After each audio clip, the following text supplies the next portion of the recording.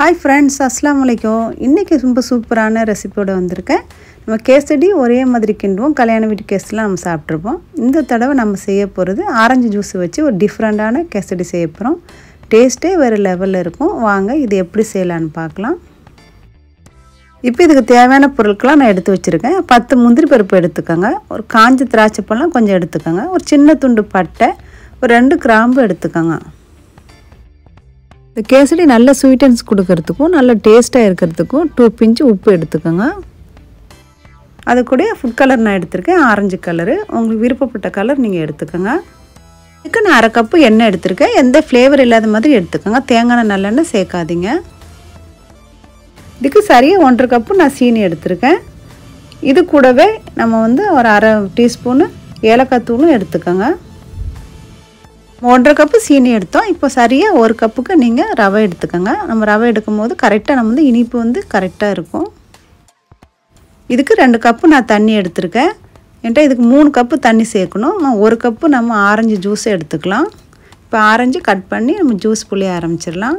இப்போ இந்த மாதிரி நம்ம ஆரஞ்சு பழத்தை புளிஞ்சு எடுக்க போகிறோம். உங்களுக்கு இந்த மாதிரி புளிஞ்சு எடுக்கிறது கஷ்டமாக இருந்தால் நீங்கள் மிக்ஸி ஜாரில் கூட நீங்கள் போட்டு நல்லா புளிஞ்சு ஃபைனாக எடுத்துக்கலாம். ஆனால் நீங்கள் சீட்ஸ் மட்டும் இல்லாமல் பார்த்துக்கோங்க. இந்த சீட்ஸ் நம்ம கேசரியில் சேர்ந்துச்சுன்னா நம்ம சாப்பிடும் போது கசப்பு தன்மை வந்துடும், கேசரி கெட்டு போயிடும். அது மட்டும் கொஞ்சம் கவனமாக பார்த்துக்கோங்க. இப்போ நான் இந்த மாதிரி எல்லாமே நான் புளிஞ்சு எடுத்துட்டேன். இதோடைய பழுப்பையும் நம்ம சேர்த்து எடுத்துக்கலாம். அதோடு சேர்த்து அந்த பழுப்பும் சேர்க்கும்போது ரொம்ப நல்லாயிருக்கும். இப்போ நான் பெரிய பழம் 2 பழம் எடுத்தேன். அதனால் ஓரளவுக்கு போதுமான அளவுக்கு நம்மளுக்கு ஜூஸ் கிடச்சிருச்சு. உங்கள் வீட்டு ரொம்ப சின்ன பழமாக இருந்துச்சு அப்படின்னா ஒரு 3-4 பழம் எடுத்துக்கோங்க. ஜூஸ் கொஞ்சம் கம்மியாக இருந்தால் பரவாயில்லை. நம்ம இது கூட கொஞ்சம் தண்ணி ஆட் பண்ணி நம்ம கரெக்டாக 1 கப்பு அளவுக்கு நம்ம எடுத்தால் போதும். இப்போ நான் 1 கப்பு கரெக்டாக ஜூஸ் கிடச்சிருக்குது நம்மளுக்கு. இந்த பல்ப்பெல்லாம் நம்ம கூட சேர்த்து எடுத்துக்கலாம். இதுக்கு நான் ஒரு பேன் வச்சுருக்கேன். பேனை நல்லா சூடு பண்ணிக்கோங்க. நல்லா சூடானாமல் 2 ஸ்பூன் நெய் எடுத்துருக்கேன். நெய் நல்லா மெல்ட் ஆகட்டும். நம்ம எடுத்து வச்சுருந்த முந்திரி பருப்பு, திராட்சை பழத்தையும் நல்லா இதில் லைட்டாக ஃப்ரை பண்ணி எடுத்துக்கோங்க.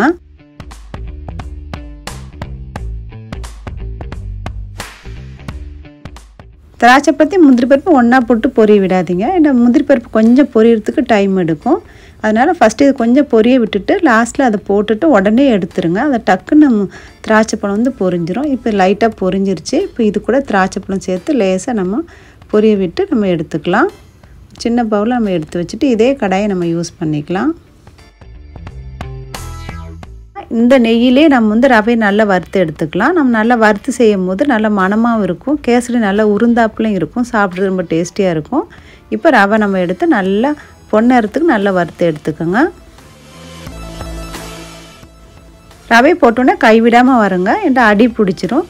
ஸ்டவ்வை மீடியம் ஹீட்டில் வச்சு வறுக்க ஆரம்பிச்சிருங்க. இப்போ லைட்டாக பொன்னிறம் ஆயிடுச்சு. இந்த அளவுக்கு லைட்டாக வறுத்துடணும். இப்போ நான் ஓரளவுக்கு நல்லா வறுத்துட்டேன். இப்போ நம்ம ஒரு பிளேட்டில் ட்ரான்ஸ்ஃபர் பண்ணிக்கலாம். எடுத்த பிறகு நம்ம இதே பேனை யூஸ் பண்ணிக்கலாம். நம்ம எடுத்து வச்சு இந்த எண்ணெயிலேருந்து ஒரு 2-3 ஸ்பூன் எண்ணெய் மட்டும் நல்லா சூடு பண்ணிக்கோங்க.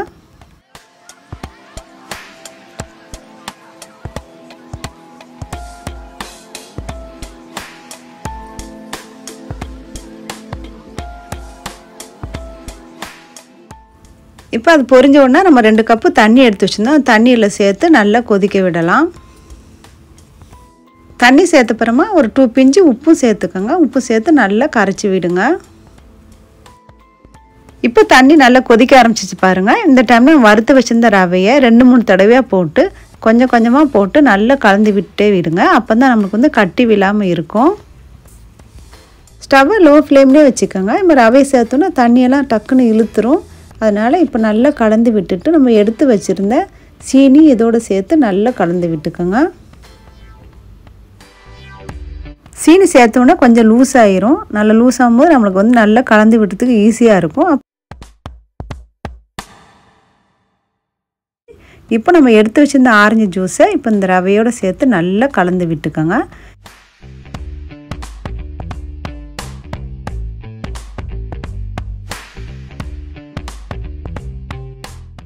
நம்ம சேர்த்து ஆரஞ்சு ஜூஸ் எல்லாம் ஒரே மாதிரி வந்துருச்சு பாருங்கள். நல்லா இந்த டைமில் நம்ம எடுத்து வச்சுருந்த எண்ணெயை கொஞ்சம் கொஞ்சமாக ஊற்றி நல்லா கலந்து விட்டுக்கிட்டே இருங்க. இப்போ நம்ம மீதி இருக்கிற எண்ணெயை ஊற்றி நல்லா கலந்து விட்டுக்கலாம். கலந்து விட்டுட்டே இருக்கும்போது உங்களுக்கு பேனில் சுத்தமாக கேசரி ஒட்டவே ஒட்டாது. நம்மளோட கேசரி ஆல்மோஸ்ட் ரெடி ஆயிடுச்சு. இப்போ நான் எடுத்து வச்சிருந்த கலர்லேருந்து ஒரு பிஞ்சு கலர் சேர்த்துக்கிறேன். நான் ஆரஞ்சு கலர் சேர்க்குறேன். உங்களுக்கு வேறு கலர் விருப்பப்பட்டால் நீங்கள் எல்லோ க்ரீன் கூட நீங்கள் சேர்த்துக்கலாம், உங்கள் விருப்பம்தான். கலர் பொடி சேர்த்தோன்னே 1/2 டீஸ்பூன் ஏலக்காய் பொடி வச்சுருந்தேன், அது கூடயே சேர்த்து இப்போ நல்லா கலந்து விட்டுக்கோங்க.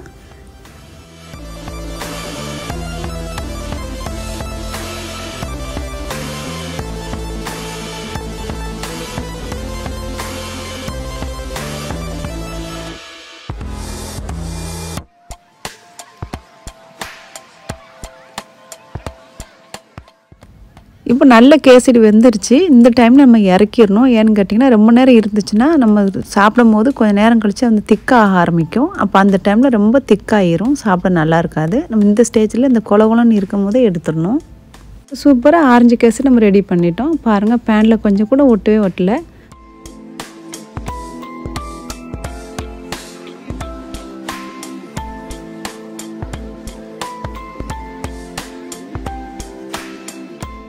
இதை பார்க்கறதுக்கு கொஞ்சம் லிக்விடாக தெரிஞ்சாலும் கொஞ்சம் நேரம் கழித்து கொஞ்சம் திக்காயிரும்.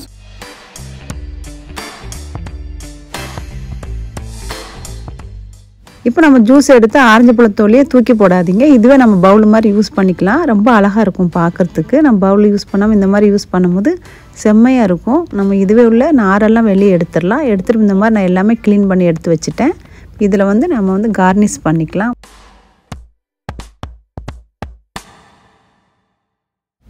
கண்டிப்பாக அந்த ஆரஞ்சு கேசரி செஞ்சு பாருங்கள். டேஸ்ட்டு வேறு லெவலில் இருக்கும். உங்களுக்கு ரொம்பவே பிடிக்கும். நீங்கள் செஞ்சு ஒரு தடவை பார்த்தீங்கன்னா திருப்பி செய்கிறதுக்கு ரொம்ப ஆசைப்படுவீங்க. அந்த அளவுக்கு ரொம்ப டேஸ்டியாக இருந்துச்சு.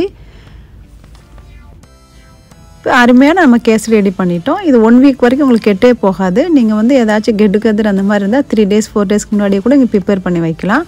நீங்கள் அந்த மாதிரி பண்ணி வைக்கும் போது உங்களுக்கு வந்து டேஸ்ட்டு ஒரு கடுவளவுக்கும் சேஞ்ச் ஆகாது. டேஸ்ட் ரொம்ப வேறு லெவலில் இருக்கும். கண்டிப்பாக நீங்கள் ட்ரை பண்ணி பாருங்கள். நீங்கள் ட்ரை பண்ணி பார்த்தீங்கன்னா உங்களுக்கு கண்டிப்பாக இதோடைய டேஸ்ட் ரொம்பவே பிடிக்கும்.